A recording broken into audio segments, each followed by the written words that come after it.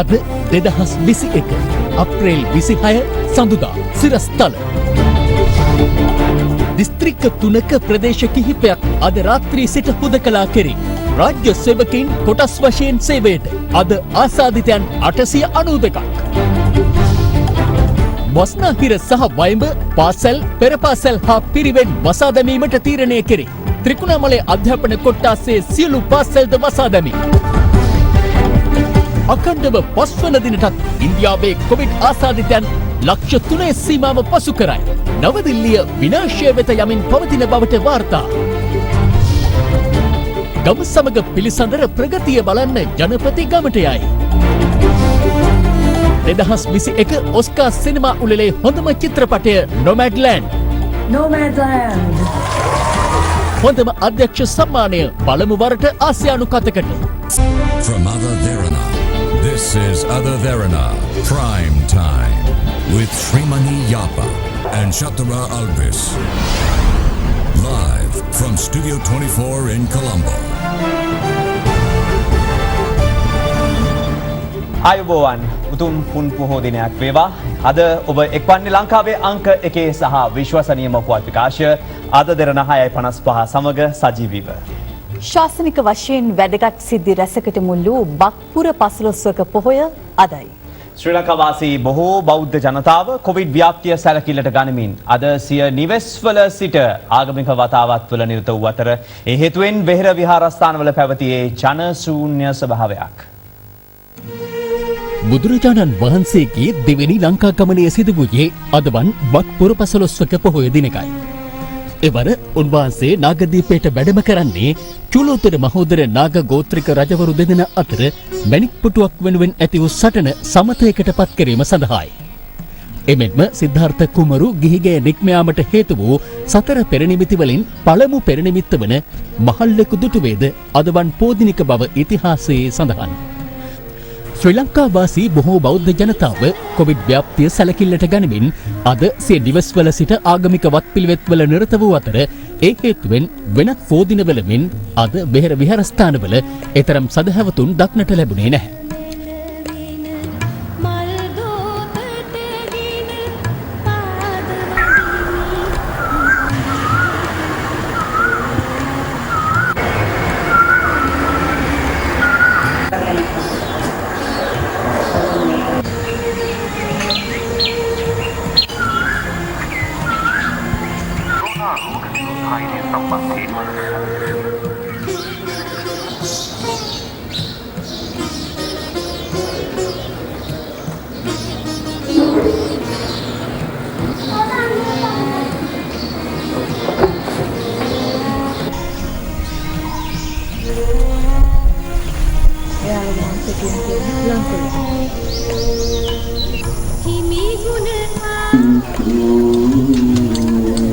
කළුතර බෝධියද අද සදහැවතුන් වෙනුවෙන් විවෘත කෙරුණේ නැහැ.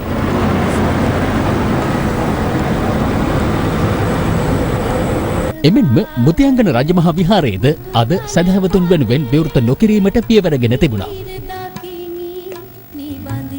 මේ අතර කොවිඩ් වසංගතය ලෝකයෙන් තුරන් වේවා යන ප්‍රාර්ථනය කරමින් ආශිර්වාද පින්කමක් අද පස්වරුවේ හන්තාන සඳකිරි මහසෑ විහාරස්ථානයේදී පැවැත්වුණා. අපි ආශිර්වාද කරන්නේ අතිගරු ජනාධිපතිතුමන් ප්‍රධාන සියලු රටවැසියන්ටත් ඒ වගේම විදේශගත ශ්‍රී ලාංකිකයින් ඇතුළු ලෝකේ පුරා ජීවත් වන සියලුම මනුෂ්‍ය වර්ගයාට නිදුක් බව නිරෝගීමත් භාවයේ චිරජීවනය දිගාසිරි සම්පන්නිය සැලසේවා. බත් පුරපසළොස්වක පොහොය දිනේ නිමිත්තෙන් FM දෙරණ සංවිධානය කරන පෝදින වැඩසටහන හිඟුරක්ගොඩ කිරිමැටිය ශ්‍රී සිපතනාරාම විහාරස්ථානයේදී පැවැත්වුණා. ඒ සෞඛ්‍ය මාර්ගෝපදේශවලට මුල් තැන දෙමින්.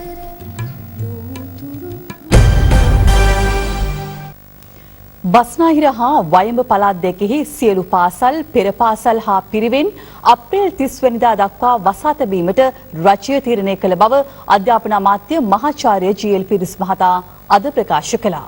කෙසේ වෙතත් ශීඝ්‍රයෙන් සිදුවන කොවිඩ් ව්‍යාප්තිය සැලකිල්ලටගෙන දිවෙනේ සියලු පාසල් වසා දැමීමට පියවර ගත යුතු බවයි වෛද්‍යවරු හා ගුරු සංගම් ඇතුළු පාර්ශ්ව රැසක් පෙන්වා දෙන්නේ. The big story.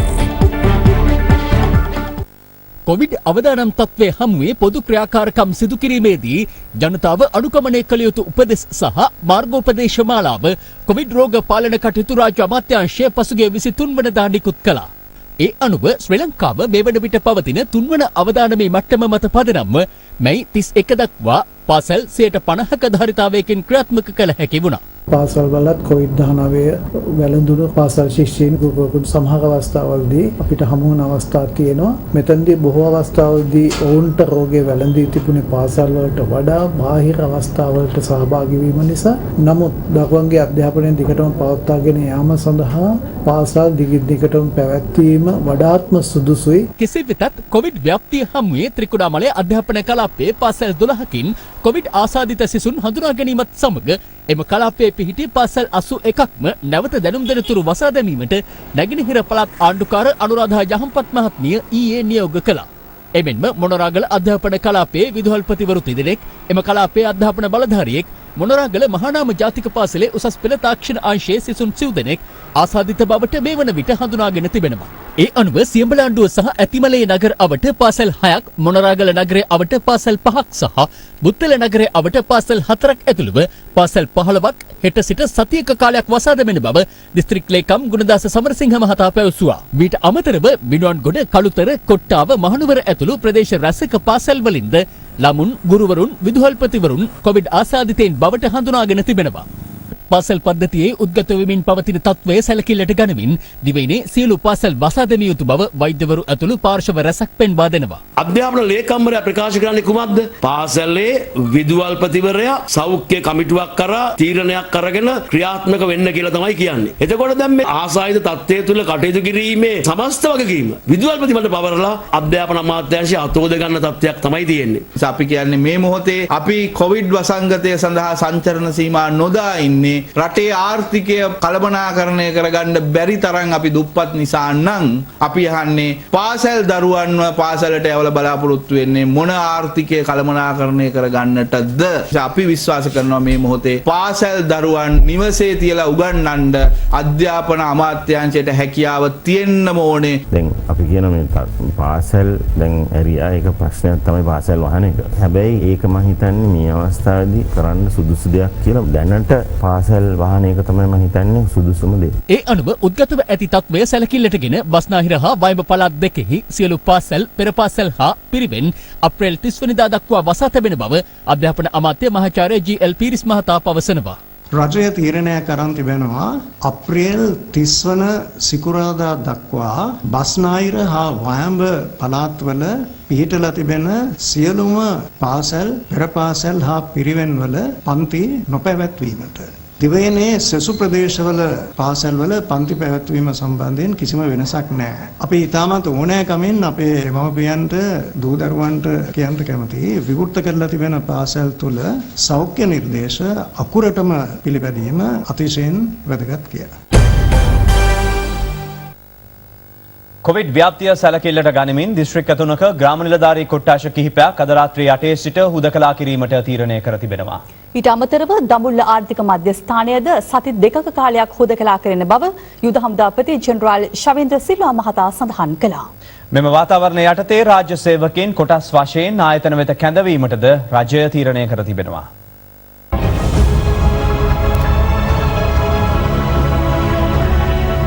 දිස්ත්‍රික්ක 3ක ග්‍රාම නිලධාරී කොට්ටාස කිහිපයක් අද රාත්‍රී 8 සිට හුදකලා කිරීමට තීරණය කර තිබෙනවා. ඒ අනුව ගම්පහ දිස්ත්‍රික්කයේ කොටදෙනියාව පොලිස් වසමේ පොල්හේන, හීරලුගෙදර සහ කළුවක්ගල යන ග්‍රාම නිලධාරී කොට්ටාස සහ මිනුවන්ගොඩ පොලිස් වසමේ අස්වැන්නවත්ත නැගෙනහිර ග්‍රාම නිලධාරී කොට්ටාසය අද රාත්‍රී 8 සිට හුදකලා කරනු ඇති. ඊට අමතරව කළුතර දිස්ත්‍රික්කයේ මීගහතන්න පොලිස් වසමේ මිරිස්වත්ත, පැලවත්ත උතුර සහ පැලවත්ත නැගෙනහිර යන ග්‍රාම නිලධාරී කොට්ටාසද එලෙස හුදකලා කරන බවයි යුද හමුදාපතිවරයා සඳහන් කළේ. ත්‍රිකුණාමලය දිස්ත්‍රික්කයේ ත්‍රිකුණාමලය පොලිස් වසමේ පූම්පුහාර ග්‍රාම නිලධාරී කොට්ටාසයද අද රාත්‍රී 8 සිට හුදකලා කරනවා. මීට අමතරව ආසාදිතයින් 48 දෙනෙකු වාර්තා වූ දඹුල්ල ආර්ථික මධ්‍යස්ථාන පරිශ්‍රයේද සති දෙකක කාලයක් හුදකලා කර තිබෙනවා. අද තවත් නව ආසාදිතයින් 892 දෙනෙකු වාර්තා වූ බව යුද හමුදාපති ජෙනරාල් ශවේන්ද්‍ර සිල්වා මහතා සඳහන් කළා. ඒ අනුව මෙරටින් වාර්තා වූ සමස්ත කොවිඩ් ආසාදිතයින් සංඛ්‍යාව 1,02,271ක් දක්වා ඉහළ ගියා. කොවිඩ් ආසාදිතව සිටි පුද්ගලයන් 266 දෙනෙකු අද සුවය ලබා පිටව යාමත් සමග පූර්ණ සුවය ලැබුත් සංඛ්‍යාව 94,577ක්. ඒ අනුව තවදුරටත් ප්‍රතිකාර ලබන්නේ ආසාදිතයන් 7,050 දෙනෙකු පමණයි. ඊයේ දිනෙත් දිස්ත්‍රික්ක 24කින් ආසාදිතයන් 793 දෙනෙකු වාර්තා වුණා.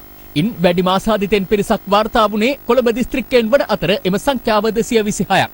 කොළඹ දිස්ත්‍රික්කයේ මොරටුව, පිළියන්දල, අවිස්සාවේල්ල, කොළඹ, බැල්ලවත්ත සහ බොරලැස්ගමුව යන ප්‍රදේශවලින් වැඩි වශයෙන් ආසාදිතයින් වාර්තා වුණා. දෙවැනියට වැඩිම ආසාදිතයන් වාර්තා වුණේ ගම්පහ දිස්ත්‍රික්කයෙන්. එම සංඛ්‍යාව 82ක්. කුරුණෑකල දිස්ත්‍රික්කයෙන් ආසාදිතයන් 71 දෙනෙකු හඳුනා ගැනුණා. විදේශගතව සිට පැමිණි 10 දෙනෙකුද ඊයේ වාර්තා වූ ආසාදිතයින් අතරට අයත්.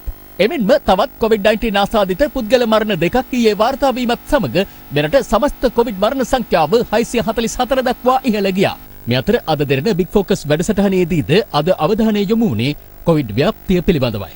අපේ තියෙන ෆා තින්කින් දුර තියා බලන එකත් වර්ස් කේස් සිනාරියෝ කියන්නේ නරකම තත්ත්වයට ලෑස්ති වීමත් කියන දේ දිගටම නොතිබීමත් තමයි මේ තත්ත්වයට එන්න හේතුව. මම දකිනවා මේ පහුගිය කාලේ කියන්නේ කාලේ වසංගත රෝගාංශයේ ක්‍රියාකාරීත්වය හොඳ මදි කියලා. මොකද්ද හොඳ මදි කියලා කියන්නේ? හොඳ මදි කියලා කියන්නේ මෙමය. මුලදී ඒගොල්ලන් යම්කිසි විදියකට දෙයක් කරා උදාහරණයකට මාස්ක් එක ගැන කියමුකෝ. මාස්ක් එක දාන්න එපයි කියලා වසංගත රෝගාංශයේ ඔය කියන අය කීප සැරයක් මෙතන ඇවිල්ලා කිව්වද? ඒක කොහේ හරි මොකක් හරි විදියකින්. ඒ කියන්නේ ඒ වගේ ඒවා රිපීටඩ්ලි කරා දැනටත් කරමින් සිටිනවා. ඒක දැනට දැන් ඉඳන් හොර නැවතින්න අවශ්‍යයි. එතන මම හිතනවා දේශපාලන අධිකාරියටත් සමහර වෙලාවට වැඩියෙන්ම යන්න දත්ත ඒ හරහා. ඒක නිසා සමහරලාට දේශපාලන අධිකාරිය හරිම තීරණ නොගැනීමට ඒක හේතු වෙන්නත් පුළුවන්. ඉස්තිගරු ජනාධිපතිතුමා කිව්වා මේක ඉන්නත් කරන්න ඕනේ කියලා. ඒ ස්ථාවරය තමයි මම ඔක්කොම වෛද්‍යවරු ඉන්නේ. මොකද අනිවාර්යෙන් ඉන්නත් කරන්න ඕනේ. මොකද ඒක තමයි ඉදිරියට යන්න පුළුවන් ක්‍රමය. එතකොට මේ ඉන්නත තමයි ඉදිරියට කරන්න ඕනේ. ඒක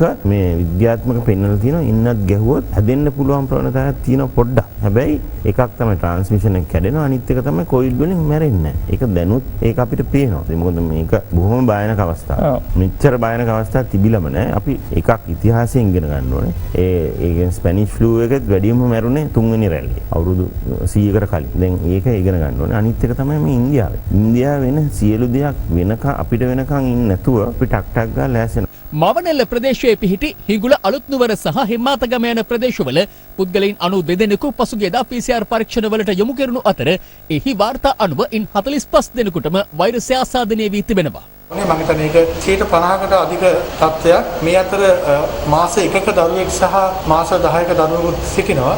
බණ්ඩාරවිල බැද්දේවිල කිරවනාගල ගම්මානයේ 18 දෙනෙකුටද වෛරසය ආසාදනය වී තිබෙනවා. මෙම පිරිස පසුගිය දිනකදී කොළඹ සිට පැමිණි පුද්ගලයෙකු සමග ශ්‍රීපාද වන්දනාවේ ගොස් තිබෙනවා. පසුව කොළඹ සිට පැමිණි පුද්ගලයා ආසාදිතයෙකු බවට හඳුනා ගැනීමෙන් පසු ඔහු සමග ශ්‍රීපාද වන්දනාවේ ගිය සෙසු 21 දෙනා PCR පරීක්ෂණයට යොමු කෙරුණා.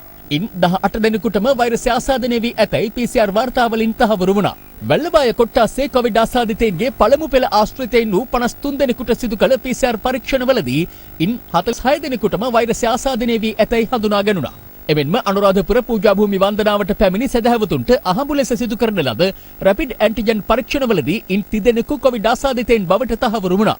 තිරින්දිවැල සතිපොලේ අද 100කට වැඩි පිරිසකට සිදු කළ රැපිඩ් ඇන්ටිජන් පරීක්ෂාවේදී 21 දෙනෙකුට වෛරසය වැළඳී ඇති බව තහවුරු වුණා. මේ ඉතා භයානක තත්ත්වයක්. එම නිසා අපි පාරිභෝගික ජනතාවෙන් සහ සංචාරක වෙළඳ ඉල්ලා සිටින වහාම ඔබ PCR හෝ ශනික ප්‍රතිහේප පරීක්ෂණ වලට ඉදිරිපත් වී ඔබගේ තත්ත්වය නිර්ණය කරගන්න. දිවුලපිටිය කොට්ටාසෙන්ද ගෙවුණු දින දෙක තුලදී කොවිඩ් ආසාදිතයන් 57ක් හඳුනාගෙන තිබෙනවා. මේ වෙනකොට දිවුලපිටිය කොට්ටාසේ සම්පූර්ණ රෝගීන් සංඛ්‍යාව 3 වෙනි රැල්ලේ 242ක් වාර්තා වෙනවා. මොළදී ගම්මාන එකක් දෙකකට සීමා වෙලා තිබුණ රෝගීන් මේ වෙනකොට මුළු දිවුලපිටිය කොට්ටාසේ පුරාම විසිරී තියෙන රෝගීන් බවට පත් වෙලා තියෙනවා. එමෙන්ම මහනුවර හුන්නස්ගිරිය බබරබැද්ද ප්‍රදේශයේ අහඹු ලෙස තෝරාගත් පුද්ගලයන් 50 දෙනෙකුට සිදු කළ PCR පරීක්ෂණ වලින් 23 දෙනෙකුටම වෛරසය වැළඳී ඇතැයි තහවුරු වුණා. කන්තලේ සමුප්පකාරයේ සභාපතිවරයාටත් වෛරසය ආසාදනය වීම නිසා ඔහුගේ පවුලේ සෙසු සමාජිකයන්ටත් කොවිඩ් පරීක්ෂණ සිදු කර තිබුණා. එහිදී එම පවුලේ සිටි පෙරපාසල් දරුවෙකුට වෛරසය ආසාදනය වීම නිසා සිසුවා ඉගෙනුම ලබන කන්තලේ තුනේ කෑල්ල ප්‍රදේශයේ පෙරපාසලේ සිසුන් 20 දෙනෙකු පමණ ඊයේ PCR පරීක්ෂාවට ලක් කෙරුණා. එහි වාර්තා හෙට ලැබීමට නියමිතයි. මේ අතර PCR පරීක්ෂණ සඳහා භාවිත කරන ප්‍රතික්‍රියක කට්ටලවල හිඟයක් පවතින බව වෛද්‍ය රසායනාගාර විද්‍යාඥ වෘත්තීය වේදීන්ගේ ආයතනය පවසනවා. 25000ක් PCR පරීක්ෂණ කරන්න අපේ රසායනාගාර පද්ධතියට පුළුවන් වුණාට අපි විශ්වාස කරනවා තව මාසයක් යනකොට අපිට ඒ ප්‍රමාණයත් මදි වෙයි. ලංකාවේ PCR පරීක්ෂණ ක්‍රියාවලිය මේ රසායනාගාරවල තියෙන මේ ප්‍රතික්‍රියක කට්ටල පිළිබඳ බරපතල අර්බුදයක් තියෙනවා. එකක් තමයි මේ ප්‍රතික්‍රියක කට්ටල මේ වෙනකොට බරපතල හිඟයක් තියෙනවා. ඒදී අපිට කියන්න එපා වැරදි PCR පරීක්ෂණ වෙනවා කියලා. දැනටමත් අපි අඳුනගෙන තියෙනවා එක PCR පරීක්ෂණ කට්ටලයකින් පරීක්ෂා කරලා නෙගටිව් වෙන PCR පරීක්ෂණයක් තවත් PCR පරීක්ෂණ කට්ටලයකින් බලනකොට පොසිටිව් වීමේ සම්භාවිතාවන් අපි හඳුනාගෙන තියෙනවා. කොවිඩ් ව්‍යාප්තිය සැලකිල්ලටගෙන බුත්තල නගරයේ සියලු වෙළඳසැල් අද උදෑසන සිට වසා දැමීමට පියවර ගත්තා. බිංගිරිය විලප්තව ප්‍රදේශයේ පවත්වාගෙන යන ඇඟලුම් කර්මාන්ත ශාලාවකින් කොවිඩ් ආසාදිතයින් වැඩි වශයෙන් වාර්තා වීමත් සමග කර්මාන්ත ශාලාව වසා නොදමා තවමත් පවත්වාගෙන යාම සම්බන්ධයෙන් ප්‍රදේශවාසීන් අද විරෝධය පළ කළා. තත්ත්වය පාලනය කිරීම සඳහා අවට පොලිස් ස්ථානවලින් අමතර කණ්ඩායම්ද එහි කැඳවා තිබුණා. මගේ දුව 11 අතර මේ අවුරුදු විභාගෙ ලියනවා. දුවට ඉස්කෝලේ එන්න එපා කියලා මේ එක කිට්ටු හින්දා එන්න එපා කියලා කිව්වා.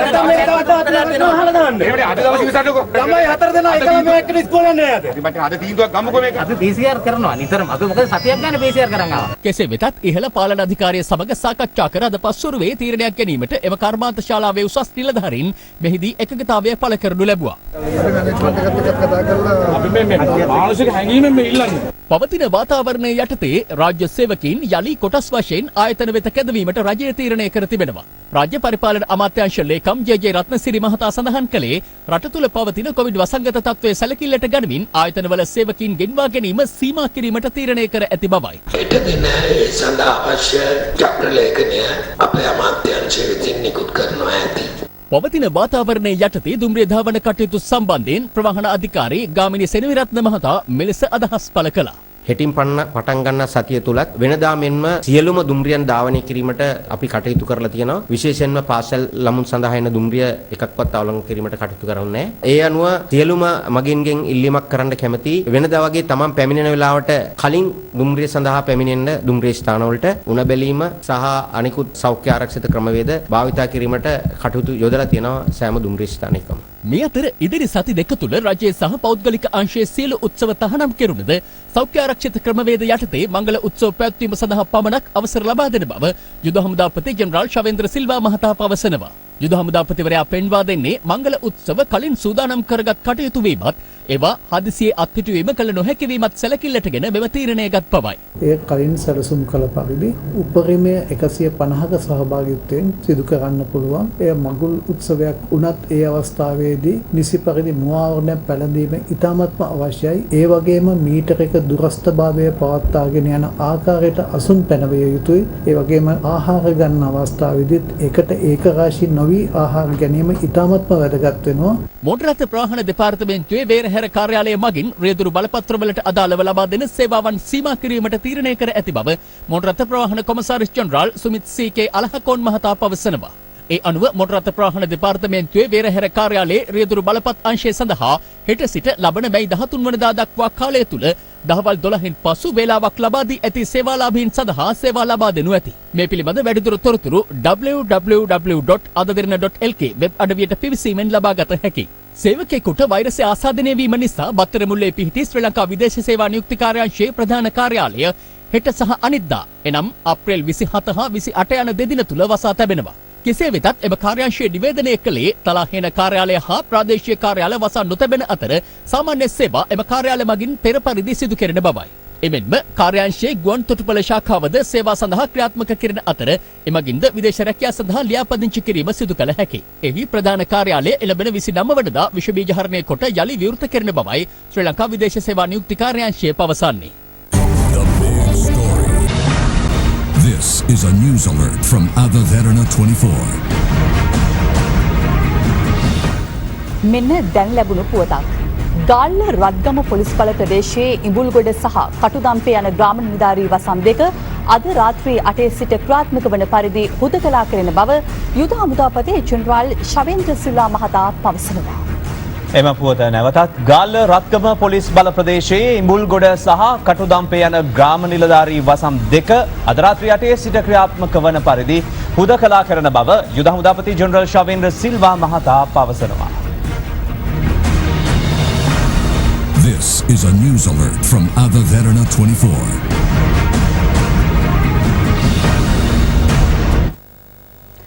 අකණ්ඩව පස්වැනි දිනටත් ඉන්දියාවේ නව කොවිඩ් ආසාදිතයන් ලක්ෂ 3 සීමාව ඉක්මවා යද්දී නවදිල්ලියේ විනාශය වෙත යමින් පවතින බව විදෙස් මාධ්‍ය අද වාර්තා කළා. ප්‍රතිකාර ගැනීමට එන කොවිඩ් ආසාදිතයින් රෝහල අසලදී මිය යාම ඛේදජනක තත්ත්වයක්. ලොව අන් සෑම රටකටම වඩා වේගයෙන් පැතිරෙන කොවිඩ් දෙවන රැල්ල හමුවේ අන්තර්ජාතික සහාය පැතීමට ඉන්දියාවට සිදුව තිබෙනවා. අගමැති නරේන්ද්‍ර මෝදී රටේ පවතින වත්මන් වසංගත තත්ත්වයේ අර්ථ දක්වා ඇත්තේ ජාතිය කම්පනයට පත් කළ කුණාටුවක් ලෙසින්. ගෙවුණු පැය 24 තුළදී ඉන්දියාවෙන් වාර්තා වූ නව ආසාදිතයින් සංඛ්‍යාව 3,54,531ක්. වාර්තා වූ මරණ සංඛ්‍යාව 2,806ක්. නමුත් විශේෂඥයින් පෙන්වා දෙන්නේ කොවිඩ් මරණ පිළිබඳව ඉන්දියාවේ සැබෑ සංඛ්‍යා දත්ත ඉතා ඉහළ මට්ටමක පැවතිය හැකි බවයි. පසුගිය වසරේ මාර්තු මාස සිට මේ දක්වා ඉන්දියාවෙන් වාර්තා වූ වැඩිම දෛනික කොවිඩ් ආසාදිතයන් සංඛ්‍යාව සහ කොවිඩ් මරණ සංඛ්‍යාව ගෙවී ගිය සතිය පුරා ඉන්දියාවෙන් වාර්තා වූයේ යලි විශාලා මහනුවරක ඛේදාන්තය සිහිපත් කරමින්. විදෙස් මාධ්‍ය අනාවරණය කළේ ඉන්දියාවේ අගනගරය වන නවදිල්ලි නුවර වේගයෙන් විනාශය වෙත යමින් පවතින බවයි. මේ ශිවන්ගේ මෙහෙරා නැමැති රෝහල් සේවිකාවක් ඔක්සිජන් ලබා ගැනීමේ හැකියාව පිළිබඳව දුරකථනයෙන් විමසා බලන අවස්ථාවක්. කිසිම දෙයක් කරලා නැහැ. රජය මරණින්දේද එහෙම නැත්නම් ඔවුන් කරන්නේ මොනවද මම දන්නේ නැහැ. මම දකින දෙයින් මම සම්පූර්ණයෙන්ම අධෛර්යයටපත් වෙලා. රජය අසාර්ථකයි. පුද්ගලයෙකුට දිල්ලියේ ජීවත් වෙන්න බැරි වෙලා. පුද්ගලයෙකුට දිල්ලියේ සාමකාමීව මිය යන්න බැරි වෙලා. ප්‍රමාණවත් පරිදි ඔක්සිජන් නොමැතිවීමෙන් මේ කාන්තාවට තම මුත්තණුවන් අහිමි වී තිබුණා. රෝහලට ඇතුළු වීමේ අපේක්ෂාවෙන් පැමිණෙන නවදිල්ලි නුවර කොවිඩ් ආසාදිතයින් බොහෝ දෙනෙකුට සිදුව ඇත්තේ රෝහලෙන් පිටත සිට බලා සිටීම පමණයි. The race to find oxygen before coronavirus overwhelms them. The narrow street outside the Sikh temple in East Delhi is crowded with vehicles full of sick and dying people. වෛරසය ආසාදනය වී ඉතා බරපතල තත්ත්වයේ පසුවන තම සහෝදරයාගේ ජීවිතය බේරා ගැනීම සඳහා පුද්ගලයෙකු ගන්නා උත්සාහය විදෙස් මාධ්‍යයේ දැඩි අවධානයට යොමුව තිබුණා. Abu Sadat is fading and his brother is doing everything to push life into him. They're not medics, but they love him and they're worried. තන තන බලසිරුරු පිලිස්සෙන සෑම ගින්නක් සමගම ඉන්දියානුවන්ගේ ආත්ම විශ්වාසයද ගිලිහී යන බව විදෙස් වාර්තා පවසනවා.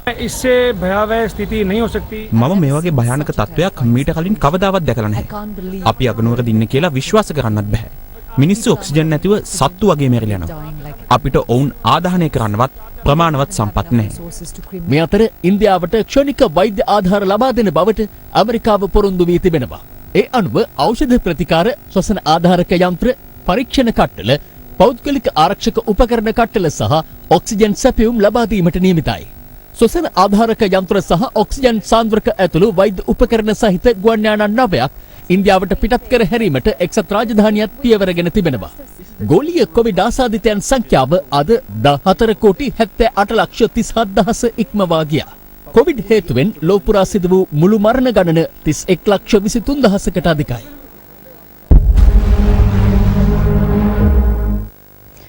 කොවිඩ් ව්‍යාප්තිය පාලනය සඳහා ඔබට ඔබගේ රැකියා ස්ථානවලදී මාර්ගෝපදේශ නිසියාකාරව පිළිපැදීමේ වගකීමක් තිබෙනවා. මේ දැනුවත් කිරීම ඒකනයි. කොවිඩ් ව්‍යාප්තිය ශීඝ්‍රයෙන් ඉහළ යාම හමුවේ අප සෞඛ්‍ය ආරක්ෂිත ක්‍රමවේද අනුගමනය කිරීම අනිවාර්යයි. නිවසට වඩා කාර්යාලය තුළ අපි වැඩි කාලයක් ගත කරන නිසා කාර්යාලයේදී ඒ පිළිබඳ වැඩි අවධානයක් යොමු කිරීම ඉතාමත් වැදගත්. කොවිඩ් ව්‍යාප්තිය වැළැක්වීමට මූලික සෞඛ්‍ය ආරක්ෂිත ක්‍රමවේදයක් විදිහට මුහුණු ආවරණ පැළඳීම අනිවාර්ය නිසා නිවසෙන් පිටත් වෙන හැම වෙලාවකම කාර්යාලයට එනකොට මුහුණු ආවරණ පැළඳගෙන එන්න. ඒ වගේම මුව ආවරණය පැළඳුවාට පස්සේ ඔබේ මුහුණ හෝ මුව ආවරණය ස්පර්ශ නොකිරීමටත් ඔබ අනිවාර්යෙන්ම වග බලා ගන්න ඕන. දෙයක් මත තැවරෙන විස බීජ ඉතාමත්ම පහසුවෙන් නාසයෙන් මුඛයෙන් ශරීරය තුළට ඇතුල් වෙන්න පුළුවන් නිසා කාර්යාලයට ඇතුල් වෙන්න පෙර අත්සේදීම අනිවාර්යෙන්ම කළ යුතු දෙයක්. දෑත් සේවීමේදී සබන් හෝ පිරිසුදු කාරක දියරයක් සෑම විටම භාවිතයට ගන්න. දෑත් සේදීමේදී නියමිත ක්‍රමවේදයට අනුව තප්පර 20ක්වත් අවම වශයෙන් දෑත් සේදීම කළ යුතු වනවා. ඔබ කාර්යාලයට පැමිණීමේදී ඔබේ පැමිණීම තහවුරු කරන ඇඟිලි සලකුණු යන්ත්‍රයේ ඇඟිලි සලකුණ තැබුවට පස්සේ අනිවාර්යෙන්ම ඔබේ දෙයත් විස බීජ හරණය කරගන්න අමතක කරන්න එපා. ඒ වගේම ඔබට පුළුවන් නම් මේ දිනවල දුරස්තව සිට ඔබේ අනන්‍යතාවය තහවුරු කරන්නට පුළුවන් මුහුණ හඳුනා ගැනීමේ යන්ත්‍රයක් භාවිත කරන්න. එය වඩාත් සුදුසුයි. කාර්යාලයේ වැඩ කරන අවස්ථාවේදී මෙන්න මේ විදිහට දුරස්ථභාවය තබාගෙන ඔබට වැඩ කරන්න පුළුවන්. එසේ නොවන සෑම අවස්ථාවකදීම අනෙක් පුද්ගලයාට එය සිහිපත් කරවීමත් ඔබේ වගකීමක්. ජංගම දුරකථන භාවිතයේදී වගේම කාර්යාලය තුළ පෑන් හුවමාරු කර ගැනීම සිදු නොකළ යුතු දෙයක් වෙන්නේ ඒ හරහා පුද්ගලයෙකුගෙන් තවත් පුද්ගලයෙකුට මේ වෛරසය පැතිරීමේ වැඩි ඉඩකඩක් තිබීම නිසා. ඒ හින්දා ඔබට පුළුවන් ඔබේ ජංගම දුරකථනය වෙන කිසිම කෙනෙකුට ලබා නොදී ඒ වගේ මේ කාර්යාලයේ තැන තැන තියලා යන්නේ නැතුව ඔබ ළඟම තියාගන්න. ඒ වගේම ඔබ භාවිත කරන ඔබේ පෑන විශේෂයෙන්ම මේ දවස්වල තියෙන අවදානමත් එක්ක ඔබේ පරිහරණය සඳහා පමණක් වෙන් කර ගැනීමත් ඔබට කරන්න පුළුවන් තවත් කාරණා. ආහාර ගැනීම කියන්නේ අපි කොවිඩ් ව්‍යාප්තියේදී වැඩිපුරම සැලකිලිමත් නොවන දෙයක්. ආහාර ගැනීමේදී අපි මුව ආවරණය ඉවත් කරන නිසා යම් හේකින් පිරිස් වශයෙන් ආහාර ගැනීමේදී එක් පුද්ගලයෙකුට කොවිඩ් ආසාදනය වී තිබුණොත් අපිටත් කොවිඩ් ආසාදනය වෙන්න පුළුවන්. ඒ නිසා අපි සෑම අවස්ථාවකදීම තනිව ආහාර ගන්නට වග බලාගත යුතු වනවා. කොවිඩ් ව්‍යාප්තිය පාලනය කිරීමේ හැකියාවත් වගකීමක් තියෙන්නේ අපේ අතේ. ඒ නිසා අපි නිසි සෞඛ්‍ය උපදෙස් පිළිපදිමු. ඒ ඔබේ දැනුවත් වීම පිණිස අද දෙරණ කණ්ඩායම තැබූ විශේෂ සටහනක්. මෙතර ගම සමග පිළිසඳර පළමු වැඩසටහනේ ප්‍රගතිය නිරීක්ෂණය සඳහා ජනාධිපති ගෝඨාභය රාජපක්ෂ මහතා බදුල්ල හල්දුම්මුල්ල වෙලන්විට ප්‍රදේශයේ නිරීක්ෂණ චාරිකාවක නිරත වුණා. 2020 සැප්තැම්බර් 25 වන දින මෙම වැඩසටහන ආරම්භ කෙරුණා. මෙතෙක් නිසි අවධානයට ලක් නොවූ නගරයෙන් බැහැර දුෂ්කර ගම්මානවල ජනතාව හමු වී ඔවුන්ගේ ගැටලු විමසා ඒ මොහොතේම නිලධාරීන්ගේ අවධානය යොමු කොට විසඳුම් ලබා දීමේ අරමුණින් 2020 සැප්තැම්බර් 25 වන දින ගම සමග පිළිසඳර වැඩසටහන ජනාධිපතිවරයා විසින් ආරම්භ කරනු ලැබුවා.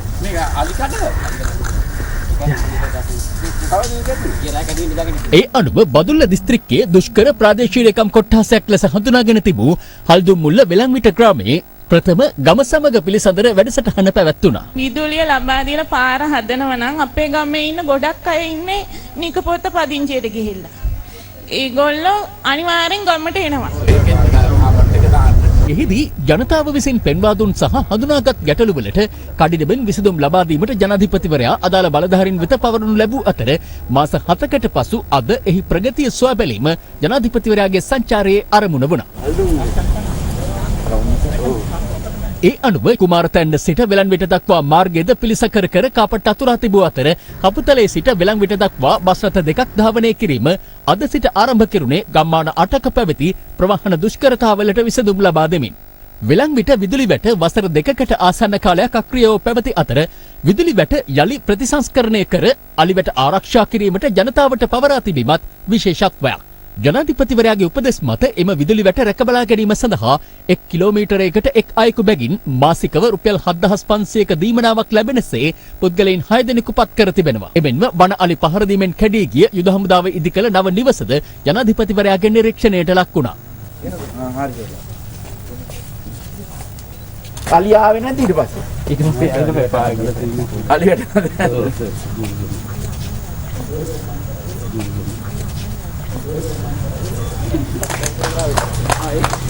අක්කරසිය කුමාරතැන්න සහ වෙලන්විට ගම්මානවල විදුලි සැපයීම සඳහා වැය කර ඇති මුදල රුපියල් මිලියන 54ක් වන අතර නිවාස 83කට තෙමසක් තුල විදුලිය සැපයීමට විදුලි බල මණ්ඩලය පියවරගෙන තිබුණා.